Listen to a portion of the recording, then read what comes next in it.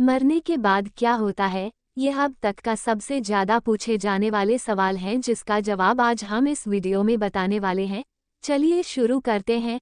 विज्ञान के अनुसार मृत्यु के बाद शरीर के सभी शारीरिक कार्य समाप्त हो जाते हैं। हृदय की धड़कन, श्वसन और मस्तिष्क गतिविधियां रुक जाती हैं, जिसके बाद शरीर की कोशिकाओं में बायोलॉजिकल प्रक्रियाएं बंद हो जाती हैं।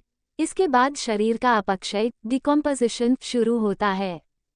हिंदू धर्म में कहा जाता है कि आत्मा अमर है। मृत्यु के बाद आत्मा शरीर को छोड़कर एक नए शरीर में जन्म लेने के लिए पुनर्जन्म संसार की प्रक्रिया में प्रवेश करती है, जो उसके कर्मफल पर आधारित होती है। ये पुनर्जन्म की प्रक्रिया अनंत काल तक चलती रहती है, जब तक आत्मा मोक्ष प्राप्त नहीं कर लेती।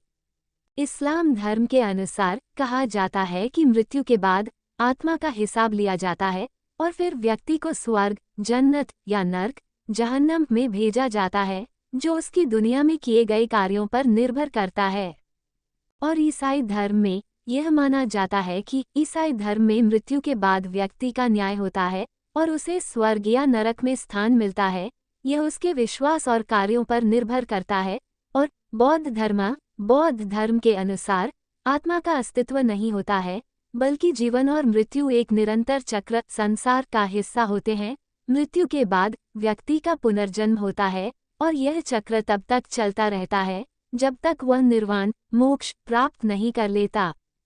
3. अज्ञेयवादी दृष्टिकोण। कई लोग ऐसे हैं जो मानते हैं कि मृत्यु के बाद कुछ भी नहीं होता और यह एक अंतिम स्थिति होती है जिसमें किसी प्रकार का जीवन या आत्मा का अस्तित्व नहीं होता।